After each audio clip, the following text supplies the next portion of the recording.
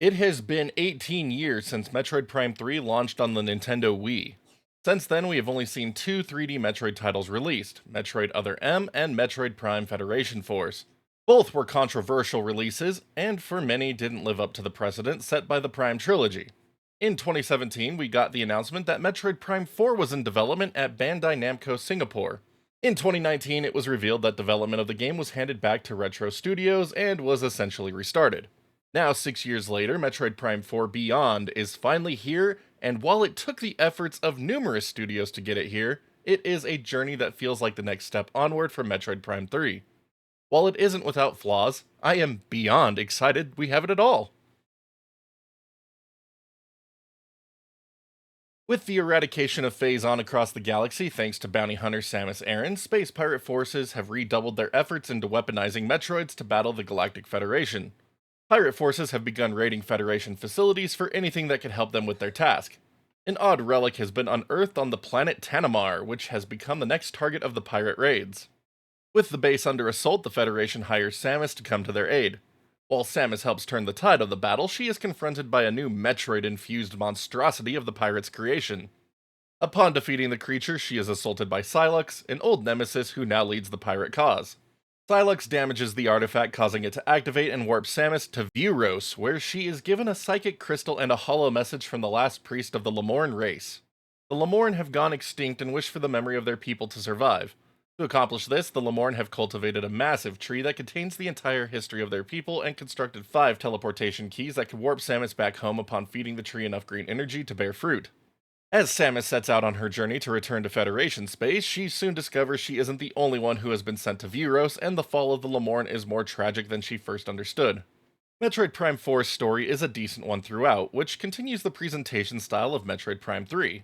While hunting in-game lore with your scan visor is still a key element to obtaining crucial backstory about the Lemorn, several cutscenes are presented to move the current plot forward. In a fun blend, the Lemorn have also scattered several holographic recordings around the world to further expand the game's lore. Environmental storytelling is still present, but it is toned down in comparison to past entries, following Prime 3's example, as mentioned. Unfortunately, the ending doesn't quite land for me, but the rest of the journey was fun to experience. One of the more unique storytelling aspects of Prime 4 is the inclusion of other Galactic Federation soldiers who have been warped to Vuros along with Samus. Each has a unique personality, and I have enjoyed them as a whole, even with the occasional cheesy moment. The downside is that they make Samus look like a shy shut-in. For whatever reason, Samus remains a complete mute even when directly addressed by the other characters. If there had been some sort of lore reason given for the silence, I could have been fine with it, but as it stands, Samus just stands there like a brick wall while other characters pretend like she is actually having a conversation with them. The explanation of their mission on Vuros to Private Armstrong is a particular highlight of how dumb this approach was to me. If Retro was worried about Samus's talking ruining her character, they failed spectacularly, as the giant nonverbal tree trunk was not a good way to go. The game's ending also did more harm to Samus's image to me than Other M ever could have dreamed of. While the story doesn't reach quite as high overall as I would have liked, the gameplay of Prime 4 was a superb experience. Samus once again starts with a typical various suit layout for the game's prologue before the teleportation to Vuros takes away most of her abilities. With only the charge beam to work with, you must explore Vuros to recover the teleportation keys and green crystals needed to complete the game.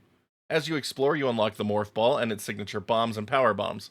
I appreciate that Spring Ball has been included, as it again makes exploring tunnels quicker than typical bomb jumps, which you will still use to get items. Spider Ball and Boost Ball round out the Morph Ball powers. New weapon types that take on elemental forms are also available. The Grapple Lasso from Prime 3 makes a return along with the traditional Grapple Beam. Space Jump returns, granting double jump capabilities, but unfortunately there is no form of the Screw Attack in this game. After arriving on Vuros, you are given a Psychic Crystal that grants your Charge Beam the ability to be remotely controlled. This is a neat addition to the game and one that is used frequently for various tasks. You activate this ability by going into the Scan Visor and charging a beam shot. The Scan Visor further acts as a Psychic Activation ability by locking onto required objects. The Scan Visor is the only visor type in this game, which I thought I would mind early on, but by the end of the journey I didn't mind the lack of visor gimmicks. Vuros is comprised of 5 main areas you will search for the keys, with each being connected to a central hub known as Soul Valley. The game quickly tosses you into the first of these areas, where you will encounter Miles McKenzie, a Federation engineer. After establishing a main base, Miles serves the purpose of creating Samus's new beam weapons sourced from Lemorn Tech. I like this touch as it gives a cool reason for how Lemorn tech can be integrated into her suit since most other Metroid games utilize Chozo tech. Miles also acts as a hint system in the game to help players along their journey. Unfortunately, it activates a bit too often and there is no toggle to disable them. After leaving the jungles of the first area, you are taken to the Volt Forge, which produces Viola motorcycles. This entire area was a particularly fun experience where you build a bike for Samus and then get it certified. The certification area is such an interesting tone shift from the rest of the Volt Forge, but I had fun with it. After acquiring Viola, you gain access to the new Viola suit, which you will spend the majority of the game with. Having just recently watched Tron for the first time with my kids, I have greatly enjoyed the inclusion of Viola. Gripping across Soul Valley on it while not Metroidy is a ton of fun to me, and I really lost myself zooming around to collect green crystals and upgrades. I am glad that Soul Valley isn't particularly large, and there aren't a ton of things to do that take away from the other main areas. I do wish it had music that wasn't tied to a $30 amiibo, or a rumored New Game Plus playthrough though. I like how Prime 4's areas feel like a throwback to Prime 1. Fury Green is similar to Talon Overworld, Icebelt is the Phendrana Drifts, Flarepool is the Magmoor Caverns, and Volt Forge and Great Mines give off a Phase-on Mines aspect. Like other Prime games, the areas are fairly linear compared to 2D Metroid titles, so solving puzzles or clearing out enemies is the main way to progress through a room. You will revisit areas a couple of times to explore places you couldn't access previously, but otherwise the main reason to backtrack through them is to collect power-ups or scan things you may have missed previously. Power-ups consist of the usual missiles, power bomb, and life expansions, but are joined by ammo and Viola boost expansions. Several secondary weapon power-ups are also littered around Soul Valley and small shrines. I have to admit that seeing secondary weapons using ammo again had me nervous at first, but unlike Prime 2, ammo never becomes a problem. Adopting and refining the twin-stick gameplay introduced in Metroid Prime Remaster, Prime 4 controls beautifully with controllers. Movement and aiming are incredibly smooth, and the series' signature lock-on mechanic is here for quick dispatching of enemies. A nice addition to the lock-on mechanic for Prime 4 is being able to free aim while locked onto an enemy, making it feel more in line with the Wii iterations of the Prime trilogy. By giving your controller a shake, you can activate motion aiming to line up shots, which further brings back the classic Prime 3 feel. If desired, you can activate complete motion controls for free looking and aiming as you explore, but I am not a fan of this control style. On Switch 2, the new Joy-Con 2 mouse functionality can also be used to control your aiming. It responds well and is a cool inclusion to make the game feel more precise. The only downside to this control method is the physical shape and button placement of the Joy-Con 2 itself. It is very uncomfortable to use for long periods of time. Since the game still requires the use of the face buttons while using it in mouse mode, I was never able to find a solution that worked. I am sure some 3D printed grips that exist out there could solve all these issues, and I am definitely going to be looking into them. Rumble effects with either Joy-Con or Pro controllers are fantastic, with several surfaces across the game having a different feel while traversing them with Morph Ball. Third-party options lacking HD Rumble lose the subtleties of this presentation, but still feel good overall. Getting back to combat aspects of the game, one of my favorite things about Prime 4 is that enemy encounters aren't massive bullet sponges on the normal difficulty. Practically every encounter has you bringing down enemies with a reasonable number of shots to keep things quick-paced. As you progress, enemies get stronger, and you unlock better weapons to keep this pace alive. My only complaint with the combat loop is the lack of enemy variety. You have an assortment of local wildlife to deal with that repeat across the world in one form or another, and then you have the Grievers that fill in for the space pirate forces from past games. Griever variety is severely lacking, with only 4 distinct varieties showing up throughout the game. While there are multiple colors of the standard melee Griever, they all behave the same. The bigger brutes are fun to deal with, while the Left 4 Dead style witch variant can call in more reinforcements while exploring the mine segment of the game. Numerous Cybots are also found in many areas of the game. Cybots hit hard and can take out your health quickly if you aren't careful. Sadly, they are also lacking in overall variety. At times, you will have one or more companions to help with combat or to provide them with defense. You have no direct control over your companions, but they do a decent job of providing damage to your targets. They each have a health bar, and they can be taken down if they sustain enough damage. Thankfully, the process of picking them up isn't overly long or complicated, again, keeping the game pace more lively. These sequences are a departure from past games in the franchise, but I haven't minded them as they have all been relatively short. The full-on assault of the mines, which takes on a more typical first-person shooter vibe like Prime Hunters, is the exception, but some story implications aside, I enjoyed this segment's take on mowing down waves of Grievers. Boss fights are a key part of the experience, and almost all were a blast to work through. Unfortunately, many give off a samey feel after a while, as they share similar attacks to others throughout the game. The prologue boss, for example, has similar attacks to the final boss.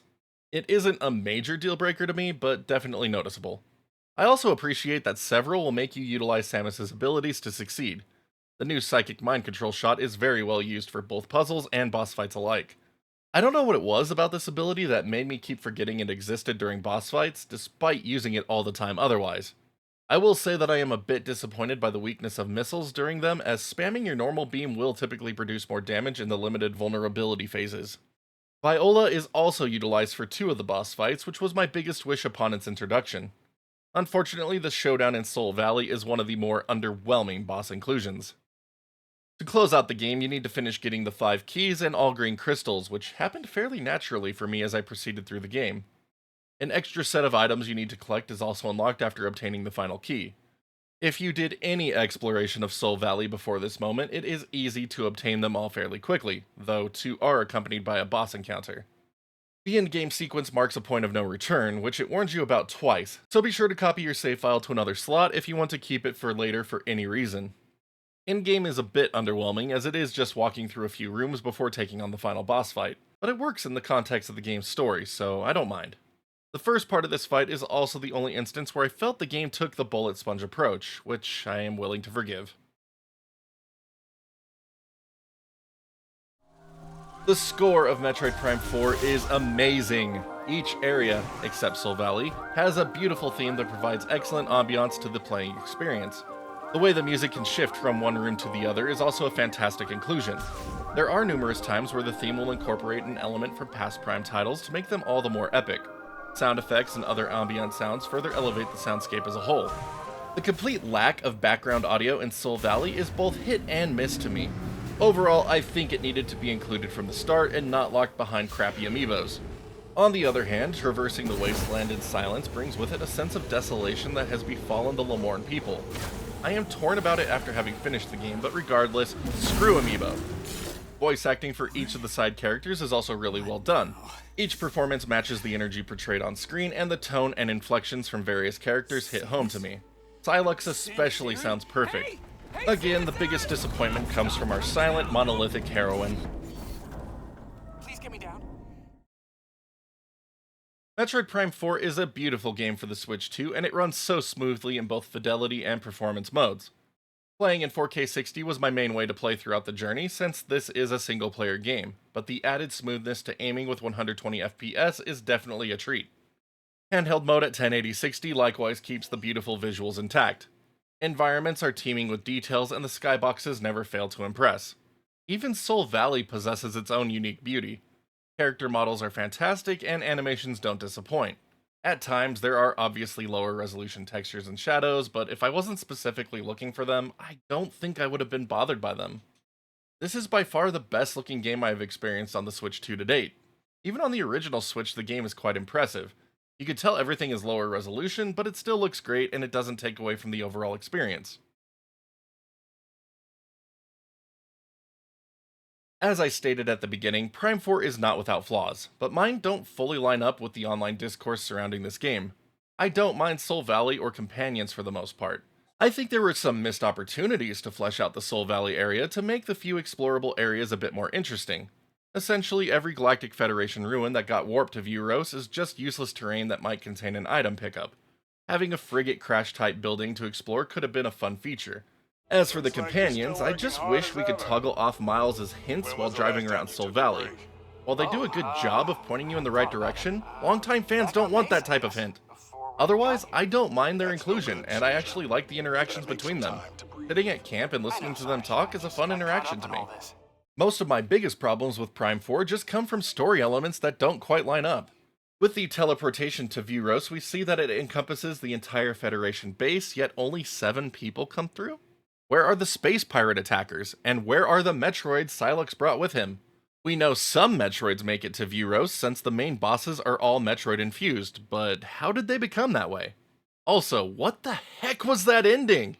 It does not do Samus's character right to me at all, especially with other scenes shown just moments before it.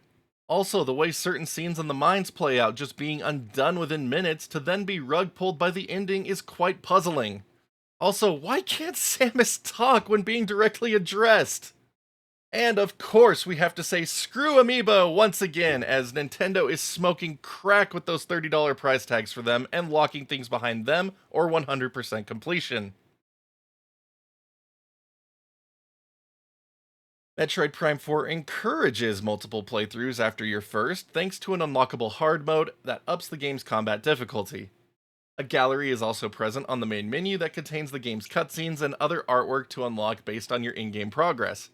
Collecting every item and filling out your logbook and beating the game on hard are all required to unlock everything. I sadly seem to have missed one scan on a mini-boss, so I will have to be more diligent on my hard mode playthrough. Thankfully, scout bots can be found in each area to reveal the location of hidden items. Having 100% for the finale of the game will also unlock an extra post-game cutscene of Sylux's backstory, which is cool to watch. This scene is also available with the Sylux amiibo. Seriously, hate amiibo if you can't tell. Metroid Prime 4 Beyond will likely go down as a polarizing game for some, but to me it feels like a natural continuation of the gameplay style set up in Metroid Prime 3. We lose a lot of the gimmicks that Prime 3 had and gain fantastic precision and controls, which is a great trade-off in my book. It is more linear than the 2D games, but it falls in line well with Prime 3. The story is decent, only really let down by a few inconsistencies, and the ending on top of Samus being an awkward shy tree. Gameplay is top tier with excellent combat and plenty of things to find and scan. Viola breaks up the typical gameplay loop and can be a ton of fun to drive around on. Many of the boss fights are also a blast. It may have taken 8 years for the game to arrive after its initial announcement, but for me, it has overall been worth the wait. Thank you for making it to the end of my Metroid Prime 4 Beyond review. This was a long one, just like waiting for the game to come out. Anyway, might not be the Metroid game everyone is looking for. It definitely brings the series into a more casual style that continues the Prime 3 style a little bit there. But you know, I really enjoyed my time with it. I'm looking forward to jumping back in with my hard mode playthrough, letting my son play through it again first. Play through it for the first time first, I should say, before I dive into that. But this playthrough only took me about 15 and a half hours to finish for near 100%. Should have been 100%, but messed up that one scan. And so, right in line with about Metroid Prime 1 length, so pretty nice, decent length in my opinion. And yeah, not really a whole lot that bugged me about this one that seems to bug a lot of other people online, so I don't know, I guess I just like to be fed slop. Anyway, gonna be considered a polarizing release, I know that, but you know what, I enjoy it, I'm glad it's here. It's probably my second favorite Prime game in the series, not my favorite Metroid game, obviously, but I enjoy it. But here at the end, just the usual favors. Thumbs up, thumbs down, depending on how much you like this one, and hit that sub button notification bell so you can see when new videos go live, because more coming your way. And if you'd like to help support us, hit that join button. Thank you to everyone who has done so. You are amazing! But until next time, my wonderful internet peeps, you all stay awesome, keep on gaming, and we'll see you all back next video.